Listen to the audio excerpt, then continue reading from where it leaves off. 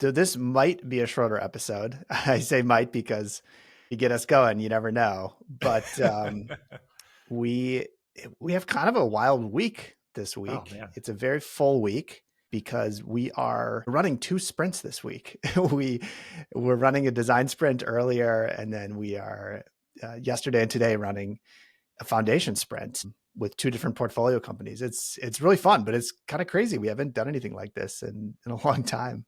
I was actually thinking, have we ever done something like this? It may be, but it's been, Yeah, if so, it's been a while. it would have been And probably back in the Google Ventures days yeah, when there was, maybe a sprint on the calendar and then some other time sensitive request from somebody else, and we tried to yeah, squeeze it in.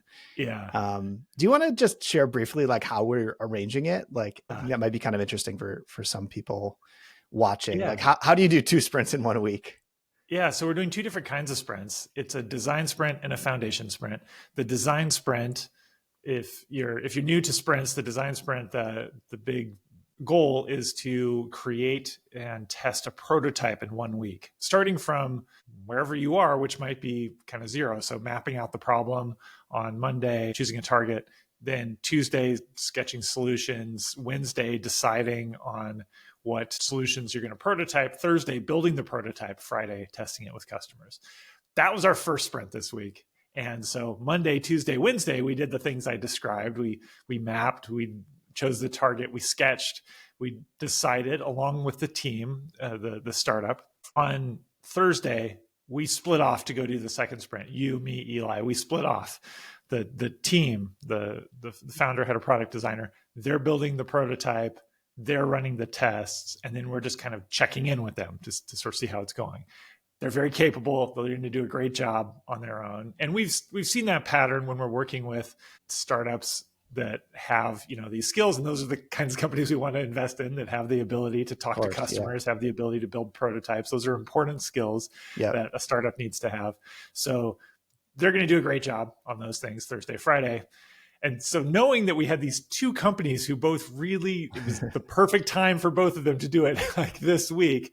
Now, Thursday, Friday, we're doing the foundation sprint with the other team. So with the other company. And so for them, this is a different thing now where, okay, very beginning stages, foundation sprint, defining their core strategy. We'll get more into foundation sprints in some not too distant future episodes, but that's the week. And I mean, there were some times when, I was pretty tired in the afternoons and evenings. I was pretty fried. How about It didn't you? show. You didn't let it show. Well, a lot of times it hits me after the sprint day, Totally. like I'll be in it doing it with the team. We're talking, we're getting through, solving problems. And then after, I'm like, Yeah. whoa, just like my brain just sort of is like, I need a real Everything catches disconnect. up with you. Yeah. I found it a lot of fun. I thought I was going to be really tired, but I actually, when we made the switch from the first sprint to the second sprint, I got like a new burst of energy. I don't know why, but I think there was something about just kind of being in that zone, being like the compounding benefits of continued focus in a certain way of working. So it's been good for me. But as usual, when we run sprints, you do more of the facilitation work. And then I tend to, interrupt you occasionally or serve as a sounding board, and definitely I try to contribute my own ideas. So I try to be like a ground level participant in the sprint, just because, I have a different perspective as an investor in these companies we're working with. Yeah, we found that works well to have one of us doing more of the facilitation, guiding the team, and then to have another one kind of in with the time to think about what the solution maybe should be, what advice this team might need in this moment, and being removed from sort of narrating through and guiding every step. Right. I mean, it's wonderful on both sides. It helps me free up and feel like I can be not too worried about that and make sure that the steps are going well, make sure that the team gets it, and provide whatever guidance I have. And then I know that I don't have to do all of that on my own. You're watching for what they need. So that's the idea. Before we start the episode, I have to make two comments on what I'm seeing through your video camera.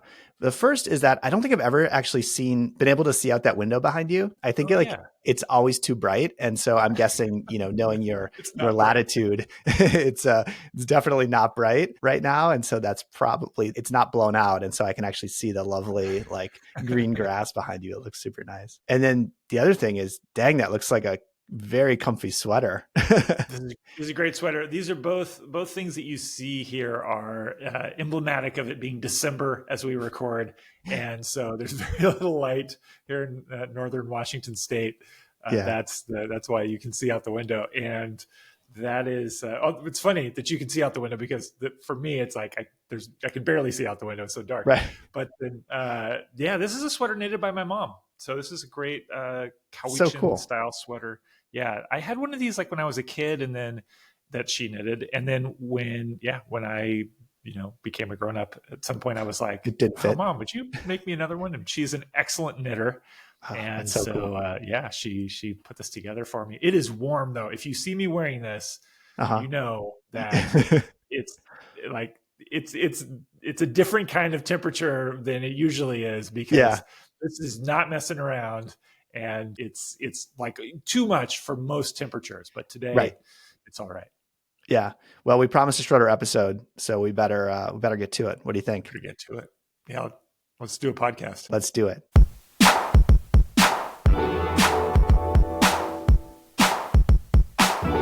This is Jake and Jay-Z.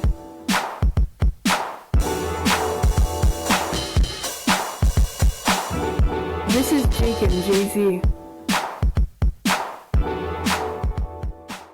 Welcome to episode 10 of Jake and Jay-Z, the weekly podcast about design, startups, technology, marketing, sweaters, weather, and other topics that we are thinking about and working on. That's Jake over there. I'm Jay-Z, John Zaratsky. We are the founders of Character Capital. We're the authors of Sprint and Make Time. This, as you might have guessed, is our podcast. And if you want to get a weekly email when we release the new episode and a few other links of other cool stuff we're looking at and thinking about, you can sign up for that at jakeandjz.com. And before we go any further, I have a quick favor, which is that if you are enjoying this, I hope you are, but if you are, please like, comment, subscribe, scroll down, whatever you're looking at, scroll down and push as many buttons as you can, because that really helps us make sure that other people can find out about the podcast. It's not just for our egos, although we do appreciate that, but it does really help other folks find it. So it's utilitarian. Yeah. Yes. It's Jake, I'm excited to ask you about a topic that I don't think I had ever heard you talk about until about 2 weeks ago. And maybe you did, and I just forgot. At this point, we've had a lot of conversations, so I can't promise to remember every single one. But in the last couple of weeks, you have brought up this sensation, this phenomenon called perfection anxiety. Am I getting is that right? Is that what you call it? That is the term. Yes, that is the term. What is it? I don't know if it's a real term or if I made it up. And I think it would be fun to talk about. Okay. It's something that is probably, veering into armchair psychology, and if you really know what your psychology and you're listening to this, perhaps you'll find it offensively misguided. But this is my understanding of something that goes on in my head, and it came up. I started talking. I mentioned it to you, and we started talking about it because I was talking to one of the founders in our portfolio, who's at the beginning of really really cool, big, ambitious project. That's a theme for us, talking to folks at the beginning of big, cool, ambitious projects. And the founder is feeling what I thought as we were talking. We were having this long phone call, and I thought, gosh, this feels to me like something I really relate to. It's a feeling of perfection anxiety, and it's the stress, the fear, the discomfort, the really deep discomfort of having something that you want to make amazing. Seeing something that you're excited about, and yet realizing that you are probably going to screw it up in some way, and that when it's in my head and it's just the idea, it's perfect. It's potentially perfect, and any step I take toward actualizing it, toward taking it out of my head and into the real world, is in some way reducing it, is in some way destroying that perfect vision. And it's it can be absolutely paralyzing. So that's my definition of perfection anxiety. Have you And found in yourself or in others specific types of situations where perfection anxiety is more likely to rear its head? well, I mean, it kind of, for me, goes back to all the way being a kid, and like even making a drawing, but we could talk about that if you want. We could totally psychoanalyze Jake and talk about sort of the roots of where I first struck on this idea. But I think it comes up in my current adult life, anywhere from I've got an email that I need to respond to, and I really want to get it right, and I'll leave it in my inbox longer than I might otherwise because of perfection anxiety. Or on the more extreme and kind of obvious end, it could be like a book, like writing a book would definitely be vulnerable to perfection anxiety. Yeah. Making the commitment to start character could be vulnerable to perfection anxiety. Beginning to prepare for a presentation could be vulnerable to perfection anxiety.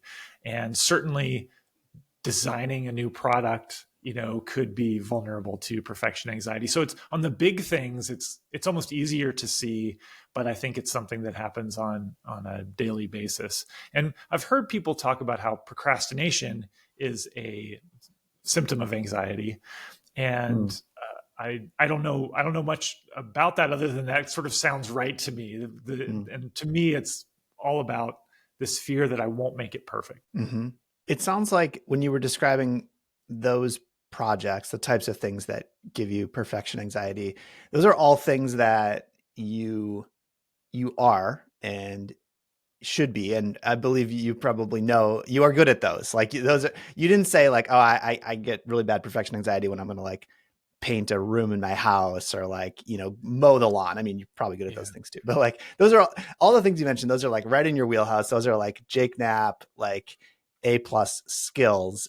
Do you think, is there a pattern there? Like, are you more likely to feel this way when it's something you should be good at?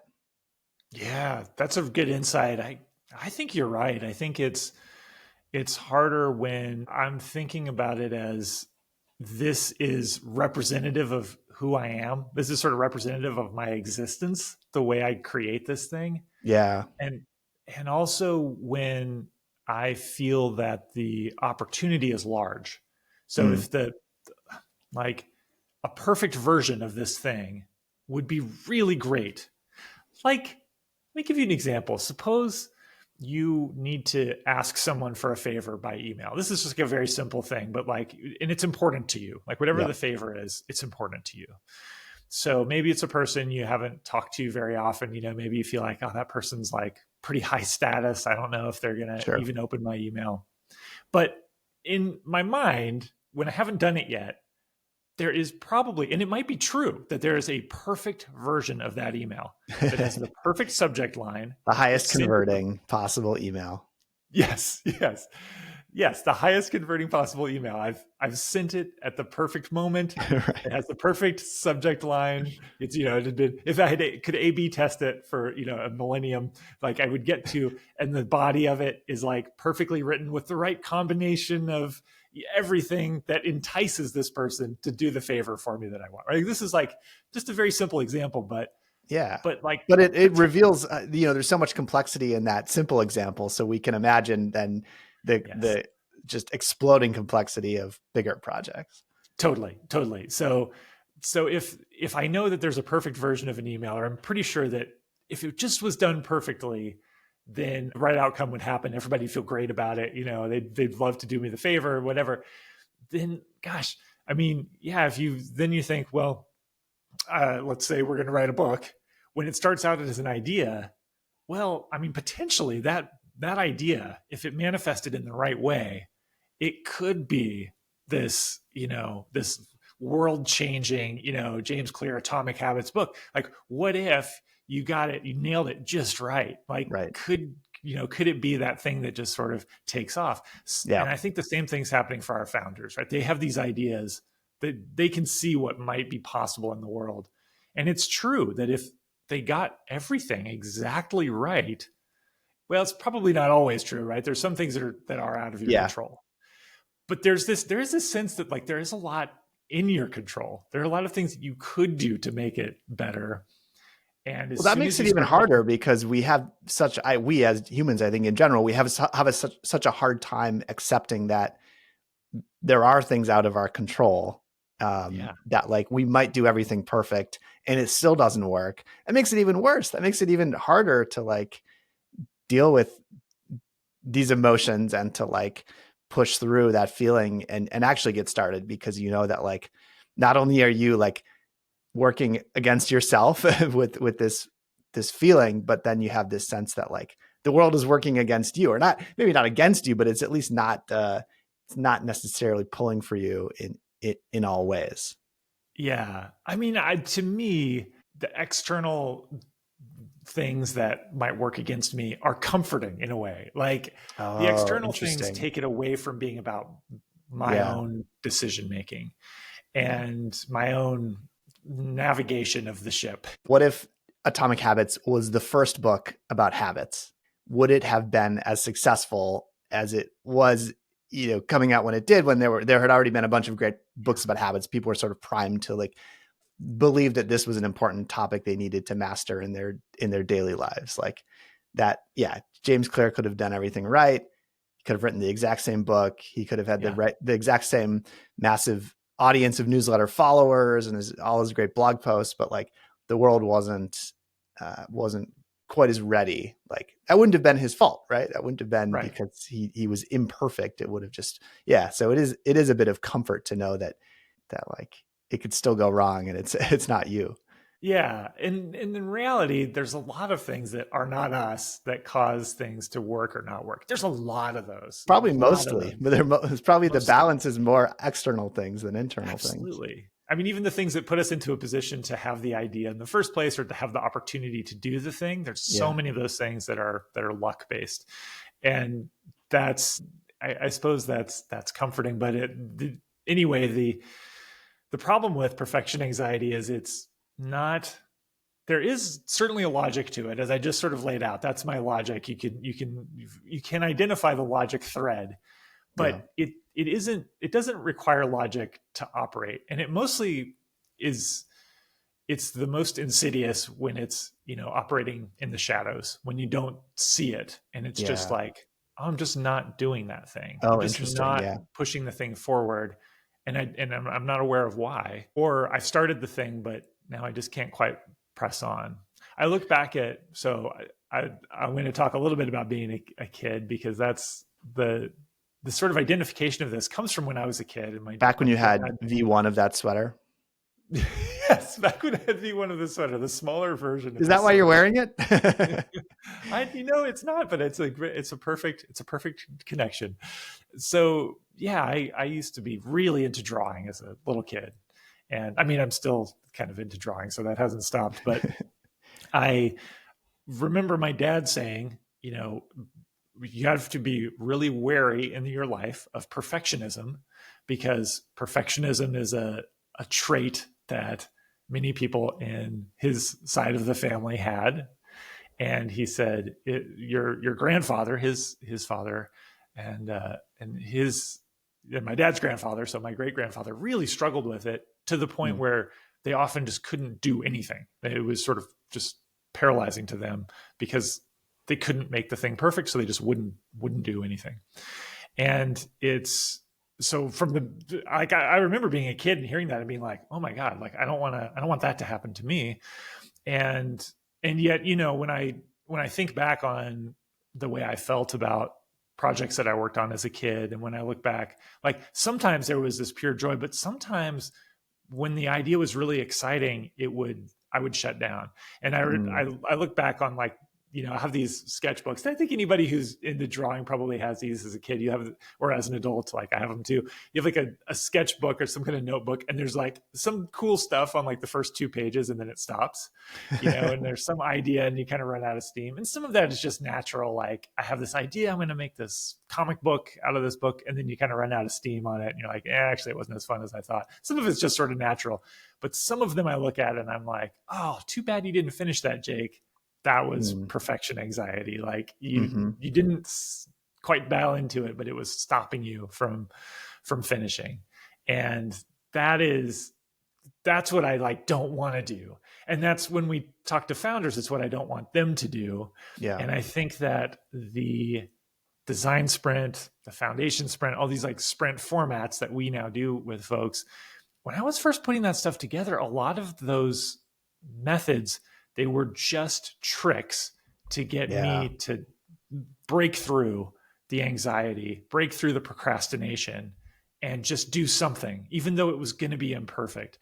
It would be there'd be a forcing function because everybody would be together for a week, working together in the same room. I'd have to do I'd have to make a decision, or we're going to show this to people tomorrow. It can't be perfect. You just have to get it done. Yeah. And that was so powerful. And then, the idea that you're going to put it in front of people and get another chance to change it, that was really important. All the little micro steps within a sprint. Now we're going to do this. Now we're going to do this. And it's timed, and you have to make a decision about who your target customer is right now, because in order to get done with the week, we can't linger on this forever. There are all ways to break down perfection anxiety. And I hadn't really thought about that until this conversation I had with the founder. Oh, wow. That we were referencing. And that's why I've been talking your ear off about it. No, it's super interesting. And I find it so wholehearted that many of the sprint methods that you've created and the techniques you've created and that I've been able to help shape are in some way just like tools for yourself, right? They're just like this set of things that you created to help yourself get over perfection anxiety and be able to do, the best work possible. And I, certainly it's nice to create things for other people. I mean, that's, I think, what gives us the ongoing motivation, to continue. But sometimes just solving a problem for yourself is like a really good way to get started. It's a really important way to start because I think it provides a little bit of activation energy that you need. And I guess I sort of knew that about the design sprint before, but this is a different way of framing it that I hadn't really considered. It's hard to use as like a motivator that, hey, everybody, we're going to come together and do this thing because we all have anxiety. Or maybe you don't all, but I do. And I bet like one of you does, and it might be slowing everything down. And like, that's not probably going to get everybody like super, super psyched. Yeah. But yeah, it's totally real. And I remember when I was working at Google. So before you and I worked together, before you and I even met, and I was working with Michael Margolis, who is an excellent researcher. He works at Google Ventures to this day. He's just absolutely fantastic. And you and I worked with him for a long time. And he influenced a lot of things in the design sprint because he was able to come up with all of these methods for running these quick and dirty customer interviews, in going from zero to recruiting to composing the interview to running the interview in 1 week. And he kind of said like, look, that's not only is that possible to do like once or twice, like you can do that pretty repeatedly, almost anywhere you go. And so that unlocked this notion that we could not just build a prototype in a sprint, but we could test it. Huge deal.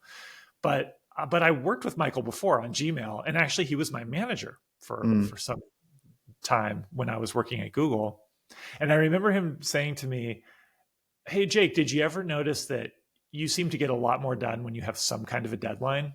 And I was like, yeah, but like, doesn't everybody do that? And he's like, well, like not to that degree. And I think like it was maybe a compliment, but it was a little bit of like, Yeah. sometimes nothing's happening when Right. there's no deadline. But he was like, like maybe think about if there's a way you can, create more deadlines. Yeah. And I was like, oh, huh, okay, how could I do that? And that was one of the seeds that got me thinking that a design sprint, although it was exciting to be in a setting where we're working together and we have to create a prototype, and those things happened occasionally at the beginnings of projects. But that sort of sparked this idea in me that, oh, maybe you could create a deadline, Yeah. and then when there is a deadline, a lot of the anxiety falls away, because it just can't, I'm either gonna be in like a huddled ball on the floor, like Right. not, or I'm just gonna have to do it. Yep. And yeah, I know you worked on a newspaper in college, and I worked on a school newspaper in Yeah. high school. And that too was a really powerful, visceral experience of Yeah. a deadline. Because how often did the newspaper come out for you? Every day. Every day. Oh Yeah. man, it's got bananas. Yeah. Yeah. I was just talking about this with some friends who they didn't really know, like, the story of this is where Michelle, my wife, and I met. We worked at a student newspaper in college in Madison, Wisconsin, at the University of Wisconsin. And the University of Wisconsin has two student newspapers.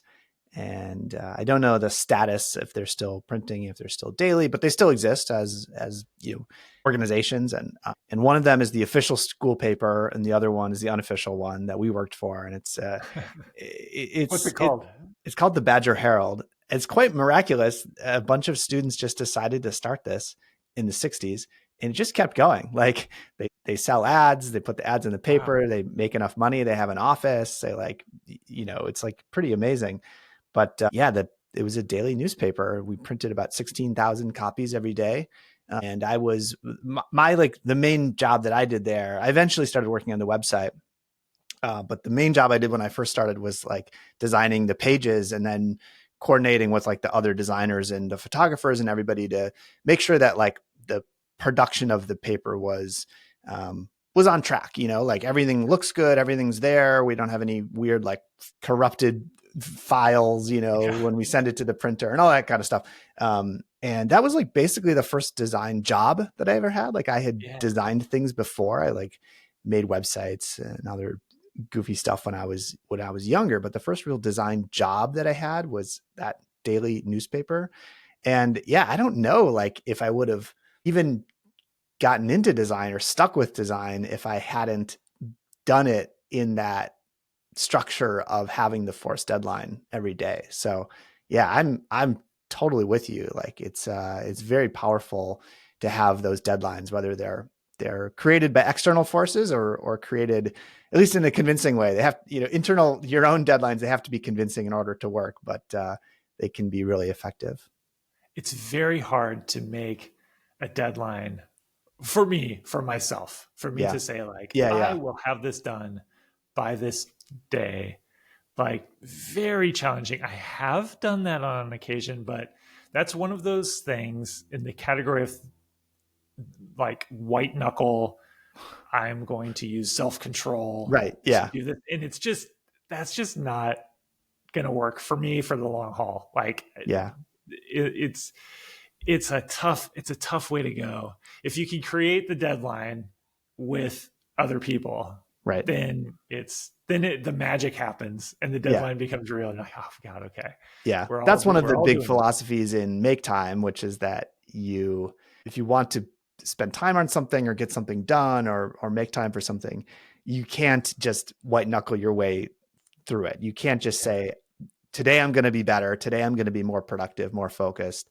You really do need to change the environment that you're operating in, whether that's through deadlines or commitments to other people, or like we talked about the distraction-free phone last week. You have to change something that's outside of yourself, because, and this isn't just our experience, like there's a bunch of psychology research that shows that the self-control just really isn't a sustainable way to make changes. You have to change the environment. Jake, what was your advice for this founder you were recently talking to about perfection anxiety? What Yeah. did you Well, tell him? my advice. And was it helpful? Well, we'll see. I mean, time will tell. Yeah. I think it was helpful in the short term, and Yeah. then we'll have to see. But my advice, perhaps unsurprisingly, was to run design sprints. So, Yeah. this founder was. There's a lot to do when you're starting a company, and there, there are people you need to hire, or there's conversations with customers you need to have. There's technical investigation that you need to do. And in the very earliest days, like, well, how do you prioritize among those things? And I don't claim to have the perfect answer for every person, but I'm a person with a hammer who sees the world as a nail.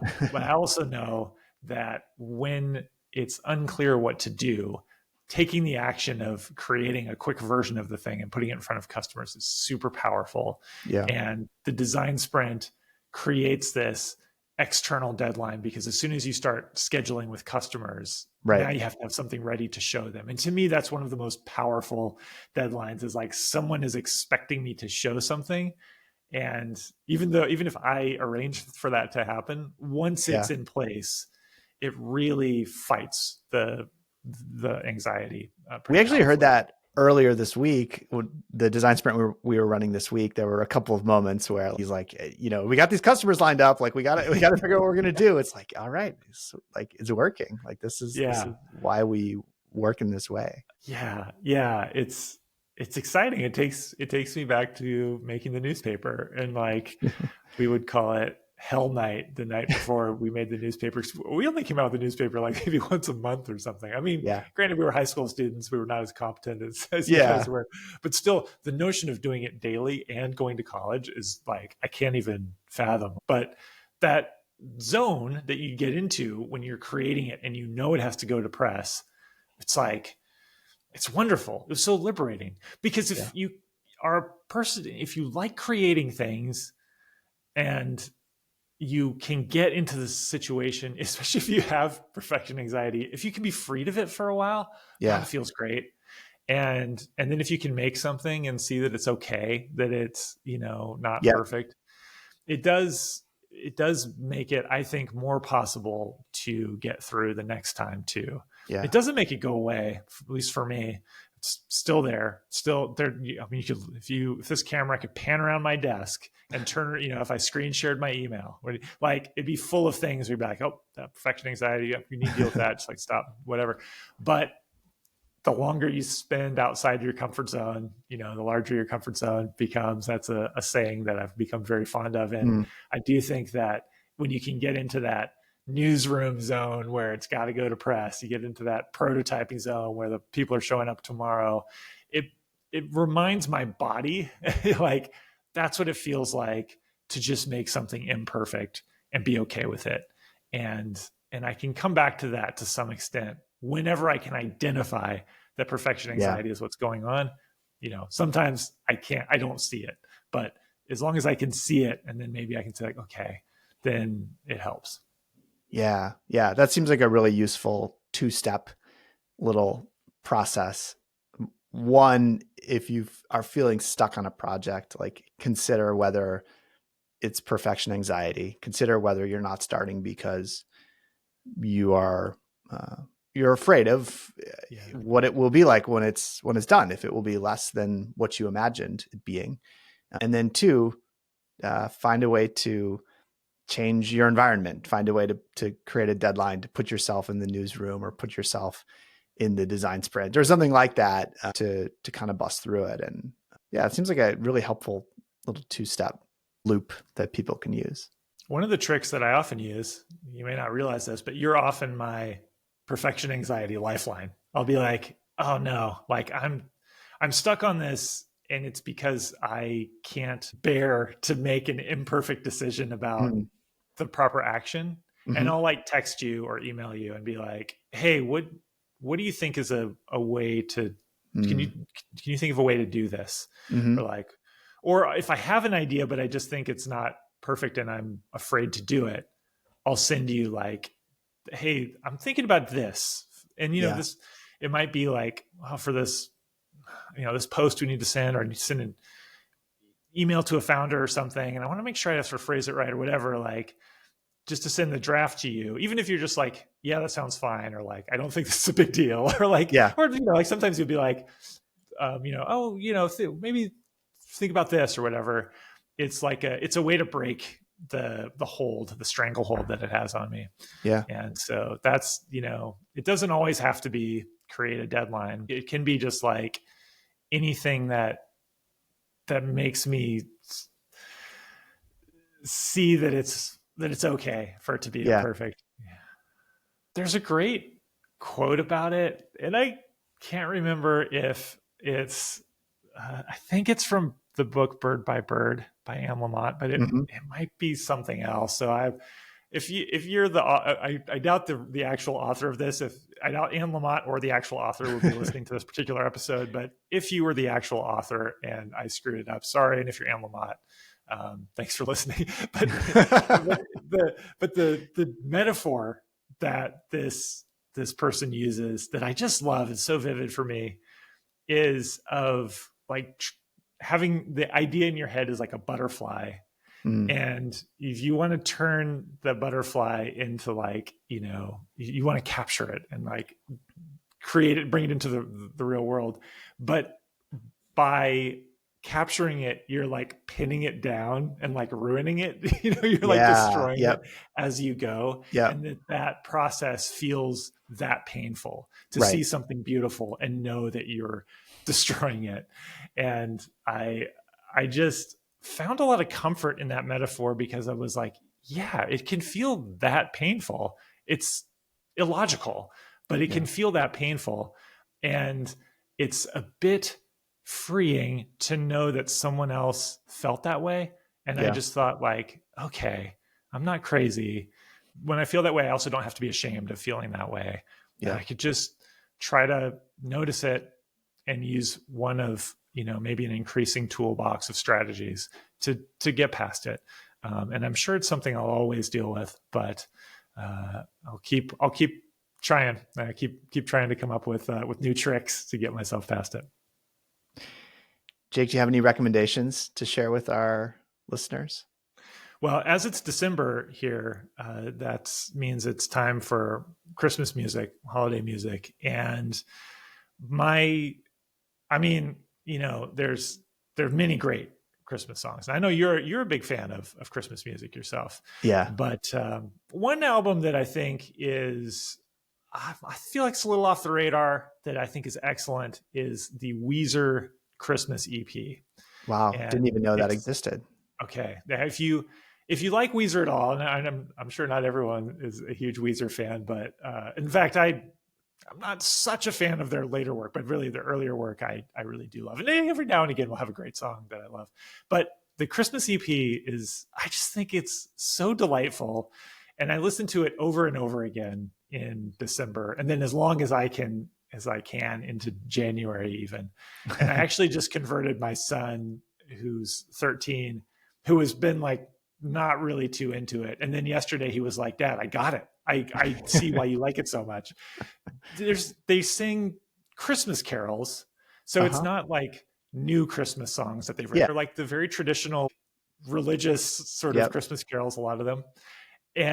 But they're done in like fully wholehearted Weezer style. Yeah. And I love it. They're fun to sing along to. One thing that my wife and son were pointing out is I really love as I think pretty much everyone does, the Mariah Carey, All I Want for Christmas Is You. Right? Yeah. So there's a reason it's number one every year. Yeah. So good. So good. Or like the Frank Sinatra Christmas songs, like so good. But I can't really sing along to those without feeling like I suck. It's like, interesting. But like, and I'm not saying that Rivers Cuomo, lead singer of Weezer, I'm not saying he doesn't have a good voice. He has an amazing voice, but it's more sing-alongable too. Sure. Also because there's like loud, like rock music in the background. You just feel more invited to sing along. And I don't know, it just gives me such good vibes. So I would, even if you're not like really a Christmas person or whatever, Weezer Christmas EP. It's short too. It's like 30 minutes, maybe tops. It's good stuff. Cool. How about you? You got any recommendations? 2 quick ones. At first, I will I will admit is probably this is probably the third or fourth time we've mentioned the Acquired podcast on this podcast. Oh yeah, yeah. So, way to go, guys. Big fan of the show. They put so much work into their episodes. They don't come out all the time. So on the timeline, relatively recent, on the calendar, pretty far back. Anyway, it's an episode about Starbucks. And Oh yeah. so in typical Acquired fashion, it's like a 3-hour episode. It's like incredibly detailed, very well researched, very insightful.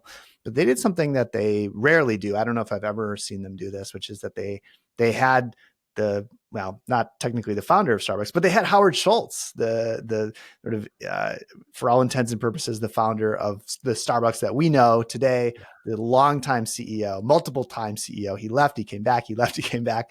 They had him on for the whole thing. It was like a 3.5-hour interview with Howard Schultz. I mean, just the stamina, the endurance of it was so impressive. And I love coffee. I love the coffee business. We invested in Blue Bottle Coffee when we were at Google Ventures. We got to work with that team. I invested it outside of character. I invested in a coffee company called Taika. I have a couple of friends here in Milwaukee who run coffee companies. I kind of try to help them out here and there. So anyway, it was absolutely fascinating. The Acquired podcast episode about the history of Starbucks. Highly recommend. I started that one, and then I got into the Rest is History podcast, and I need to get back to that Starbucks episode because I found the beginning so fascinating. Yeah. And one of the things that is really cool about it, is I think part of the reason they got Howard Schultz for the whole show is that those guys are from Seattle, which I really like because it's, Northwest guy, but this factoid in the beginning where they talk about how the earliest days of Starbucks rolled out. And it was interesting to me because my sister worked at Starbucks before Howard Schultz was involved, like in the really early days. That's incredible. Like, I think she said there were 2 or 3 locations at that time, maybe just amazing. 2. And so she would sometimes work in, if you've ever visited the original Starbucks in Seattle down by the Pike Place Market, she would sometimes work there and sometimes work in another location. Wow. But the original owners, the original founders of Starbucks modeled it after Peet's. Peet's Coffee was the first to bring what's the kind of beans? Arabica. Arabica beans, right? Before it was the Robusto, yeah. And they're kind of, like what we might think of today as like, I don't know, like instant coffee or diner coffee. That was coffee everywhere. That was first wave coffee. Second wave coffee was Arabica beans. Peet's was the first. The Starbucks guys were super stoked about it. And they were like, oh man, this stuff's great. So they start this coffee company. They're just selling Peet's beans in Seattle. That was you couldn't even get a cup of coffee at Starbucks when it first opened. You couldn't even get a cup of coffee. Yeah. You could only buy beans. And then they are growing kind of modestly. Then Howard Schultz gets there and he's like, oh, this is really interesting. And then he gets excited about espresso. He visits Italy and he's like, oh, okay, we need to start doing this. And there are other coffee shops apparently in Seattle at that time doing espresso, like some that are still there to this day. But he wants to do espresso at Starbucks. And then the founders are like, they're kind of lukewarm on it. Right. So he leaves and starts his own coffee company. So then this was what I thought was so fascinating. The founders of Starbucks get the opportunity to buy Peet's. Right. And they love Peet's. They idolize Peet's and they're selling Peet's beans. So they're like, okay, we have to do this. They buy Peet's and then they get spread too thin and they have to sell Starbucks. So Howard Schultz, who's got now his own coffee company startup with his own cafe, like 2 or 3 cafes, buys Starbucks. and so I can't remember, it's called like Il Giornale or something. Yeah, something like that. Yeah. But so Starbucks then corporation changes its name to Peet's because it now owns Peet's and that's all it owns. Yeah. And Il Giornale changes to be Starbucks. So like under all of the covers, like Peet's is actually Starbucks to this day. And Starbucks is actually Il Giornale. Anyway, I just thought that was like, that was so fun. I haven't, and I've told so many people, in my family or anybody who's drinking coffee, like, and I'm sure everyone's so sick of me talking about that whole anecdote, but it's just so, I don't know. It's just like, that's so fun. I enjoyed it because it's a good reminder that the early days of what ultimately become really big, successful companies are often not so straightforward, right? There's Yes. there's often a lot of like weird twists and turns and unexpected things that happen. And so if our own path or your own path feels a little bit twisty and convoluted, like hang in there. There's hope. You could be as successful as Starbucks one day. Yeah. Oh, man. My second recommendation is a quick one, which is our friend and former colleague MG Siegler, who's a very very well known person, of course. He started, I think it was earlier this year, he started a new website. He left Google Ventures. He started a new website called Spyglass. It's a great blog. I mean, it's sort of almost like a magazine. He writes about a lot of the same stuff that we talk about, like tech and different products and sort of business strategy stuff. He also writes about sports and entertainment.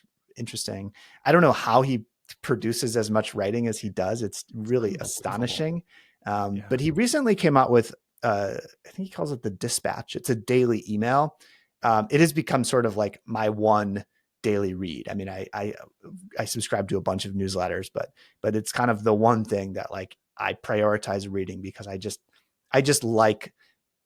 like what he chooses to summarize, and I like the way he summarizes it. So if you're interested in those topics and you're looking for a kind of a daily summary of what matters, spyglass.org, check it out and sign up for MG Siegler's new daily newsletter.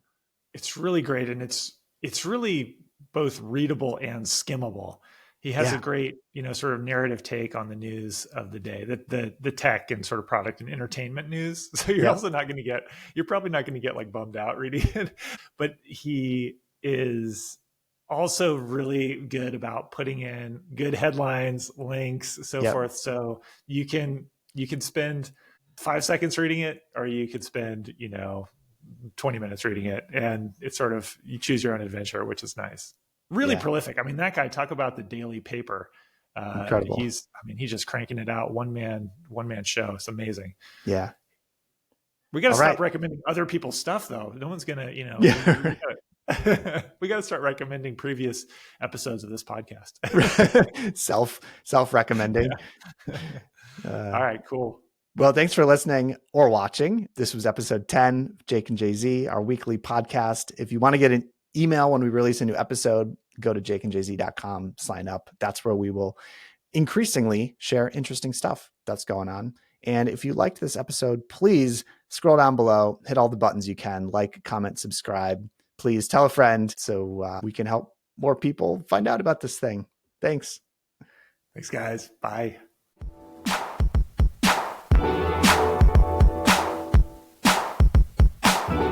This is Jake and Jay-Z.